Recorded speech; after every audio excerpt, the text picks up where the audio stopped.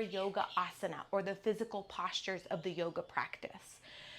And I find this to be a really helpful study because when we understand the posture, the reasons behind the posture, how to modify the posture, where the posture came from, we can make it more meaningful in our practices. And that translates to our life off of the mat. So it's really helpful to get deeper into each posture and the why behind it. And today we are looking at Setu Bandha Sarvangasana, or bridge pose. And one of my favorite things about the practice of yoga and the entire library of yoga is that it is so old. There is so much that we will never know all of it, and that's okay. And it really depends upon our sincerity and our curiosity just to continue to study and learn more and more about the practice and ourselves and how to unite the two. So even though I've been studying yoga for 12 years, I'm still finding out new things about bridge pose. So it's important to always continue to go back to things you may take for granted that you think you might know. Like, for instance, I found out I was pronouncing the Sanskrit incorrectly. So I was saying Setu Bandhasana when it's Setu Bandhasana. This can also depend upon the place in India where you're finding the translation of Sanskrit coming from. And the Sanskrit isn't necessarily important, but it is helpful to understanding the root and the origins of the posture. So let's dive a little bit deeper into bridge pose and allow it to guide our practice. Each posture in the physical yoga practice has a Sanskrit name ending in asana. Asana means seat or posture, and today we will explore Setu Bandha Sarvangasana, also known as bridge pose. When we break down the Sanskrit, we see Setu, which is bridge, Bandha, which means lock, Sarva, which means all, and Anga, which means limb, and of course Asana, which means seat or posture. An English translation of a bridge that binds all of the limbs. This posture has the potential to be active and strengthening, as well as passive and restorative, depending upon the intention and setup. This posture resembles a bridge and is most traditionally practiced as a beginning back bend, an inversion, and a heart opener. This brings us to the why behind Setu Bandha Sarvangasana, or bridge pose. Each posture has potential benefits that are, of course, physical in nature, both internally and externally, also mentally, emotionally, and spiritually. Yet it is important to note that not all of these are true for everyone and are also dependent upon the time, consistency, and sincerity of practice. This posture has the potential to strengthen the entire back body, improve spine alignment and flexibility, open the heart and chest, promoting lung function and circulation, stretch the belly and hip flexors, aiding in digestion, menstrual, and menopause symptoms, as well as increase energy levels. And I'm sure there's more.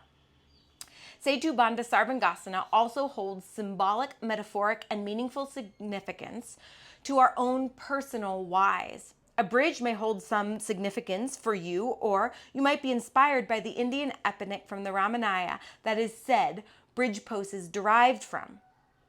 In this story, Queen Sita is captured by the evil king Ravana, where he holds her in captivity on the island of Lanka. King Rama, the beloved of Sita, employs his devotee Hanuman, the monkey god, to lead the rescue party for Sita. Unfortunately, Hanuman's army of animals cannot fly, so they plot to build a bridge from India's southern tip to Lanka. They collected stones and boulders, but were dismayed when all of the rocks sank to the bottom of the sea. Distraught, Hanuman sat on the shore and began to spell out Rama's name in the sand on the rocks. Rama was Hanuman's real-life god, and he was so in love and enamored with him that he would write and speak Rama's name incessantly. Rama, Rama, Rama, Rama.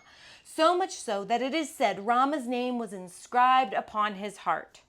The army of animals discovered that when they used a rock with Rama's name inscribed on it, the rock became buoyant. This miracle could be solely ascribed to the immeasurable power equated to the deep and sincere love of Hanuman to Rama. Hanuman and his animal army built a bridge enforced by devotion across the sea to Lanka, of which they marched across to rescue Queen Sita. The allegory shows us Sita as the mind, Rama as the soul, and Ravana as the ego. The mind and soul are separated by a sea of ego, and only the power of love and devotion to God can bridge the separation and gloriously reunite the two destined lovers. Perhaps the imagery of the tale can offer you the encouragement to bridge your mind and heart with devotion. Whether that devotion be to God or nature or love or kindness or service. What word will you choose to recite over and over and over again? What word will guide you in the time of despair when it seems as if everything around you is sinking? Your yoga practice is your bridge.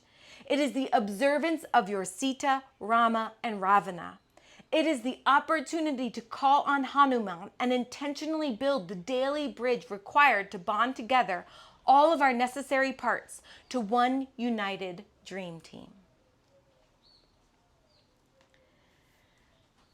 So for me, I find those kinds of things helpful, that because the practice is something we do over and over and over again, our mind tends to wander, or we tend to think we already know. We know the variation of bridge we're going to take. We know when we're going to practice it and how we're going to practice it. And so when we add in little bits, nuggets of gold, like this story, it helps us to redefine the meaning of the posture, to re-engage in the newness of the posture, and to make it important and meaningful to our life off of the yoga mat.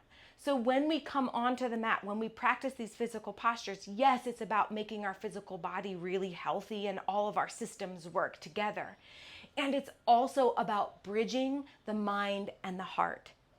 And we can do that through stories like this. We can do that with intention. We can do that with mantra.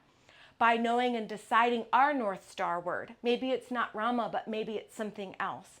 And when we get clear and intentional about deciding what those words are, what will be our North Star, what we do believe in, we can allow that to move us through our day with more grace and ease, so that when the storms come, because they will, we have this rock, we have this guiding light that we are dedicated and devoted to, our Rama. So I hope that was helpful. And now we'll just, I'll explore a few variations of bridge pose. So we'll start with the most just traditional no prop bridge pose. And we'll come down onto the ground and onto our backs. And once you get down onto your back, the heels are underneath the knees. Now sometimes it's taught where we pull the heels as close as we can in towards the sits bones. For me, it's not as sturdy. So I like to put the heels underneath the knees or even slightly forward of the knees. Okay, and then they're aligned with the sits bones, feet facing forward, lying down onto your back. And then we'll just really begin to ground in and feel our back body on the mat. Let's do that by pressing the navel down towards the spine so I can feel my low back press into the mat. Now I'm going to bring my arms down, press the backs of my arms, spread the shoulder blades wide. Press down through the feet evenly. So whether that means you decide the foot is like all fours and you have four corners, or a tripod, big toe ball mound, pinky toe mound heel, we're going to press down through the feet to then lift the bum, lift the hips, lower back, middle back, upper back. Once we arrive there, let's check in with the legs and let's make them sturdy. So I'm going to really push down through the big toe ball mounds of my feet to spiral the inner thighs down. Lift up through the hip points. Good. Now press the backs of the arms down and think of lifting the chest bone. And then I'm going to think about dragging the heels of my feet in towards me as I press the knees away from me. Okay, so you could think about your sacrum lifting up towards the sky, the chest bone lifting up towards the sky, the collarbone spreading wide, and the shoulder blades squeezing together. Now you might stay right here, or you could also see about clasping the hands underneath you, in which case you would walk the arms a little bit more underneath you and then clasp the hands. If you do this, press down through the pinky edge side of the hands. Keep all of that engagement in the legs. And if the neck is uncomfortable, you can try lifting the chin slightly. Now, I hear different cues and I'm not sure, I'm not decided on whether I like the glutes flexed or not. So you can see about seeing if you can keep the legs engaged while relaxing the glutes. What does that feel like? What sensations do you feel? Or engaging the glutes. What does that feel like? What sensations do you feel? Which one feels more beneficial for you? And we always want to make sure we give that authority to the student, to the practitioner, because we only know what we feel in our bodies. And then to come out of it, we'll release the hands, walk the shoulders out from underneath you. Nice slow release from the upper back, middle back, low back, bum. Then to counter this, because it's a back bend, a heart opener, and inversion, I'm going to heel toe the feet wide and windshield wiper the legs. After a few rounds of windshield wiping, then hug the knees in towards the chest. So sometimes when we're in an inversion, this direct counter of knees in can be a little bit too drastic, which is why I like to add the little bit of a windshield wiper and then hugging the knees in towards the chest. Bridge pose has so many variations, right? We can do Ekapada, Setu, Bandha, Sarvangasana. Well, that's a mouthful, but where we lift one leg, right? And so, you know, there is an option to cross the ankle over the knee, figure four bridge, right? Rolling bridges where we use the arms. It can be a nice way just to begin to warm up the spine in the beginning of a practice. We can also do a supported bridge pose. I recommend a block for this. I do not have a block. I'm in Guatemala. Blocks are not something I can just go to the store and buy. So for right now, I'm just going to show you with a blanket. But using a block is really helpful because it's sturdy and you can decide what level to set it on. So when you're down, setting up, just like we did before, you would, same thing, you're gonna find that engagement in your feet, press the low back down, then press through the feet to lift the hips and slide the block underneath your sacrum. And here's where you're gonna decide what level to place the block on so that the sacrum is resting upon the block, the flat triangular bone at the base of your spine. Okay, and then from here, we're gonna relax. And so it might be to increase the heart opening, we open the arms out wide or we bring the arms overhead, right? We get to play with all different kinds of variations, but this is a really nice restorative posture. If the neck feels cramped, you can put a blanket underneath the shoulders so that you're giving your neck a little bit more space to be. Again, there are many ways to prop bridge. Another thing you can do to really think about the engagement of the inner thighs, place a block in between, squeeze the inner thighs, and many more. So I hope this was helpful in understanding our Setu Bandha Sarvangasana bridge pose and that it will carry with you to your next practice. And when you're on the mat, you might be inspired by Sita and Rama's love story and the devotion of Hanuman to Rama.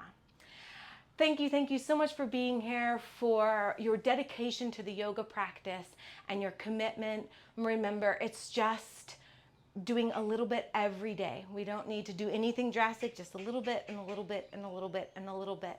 And that devotion goes a long way. My heart sees and feels and smiles to yours. Namaste, yogis.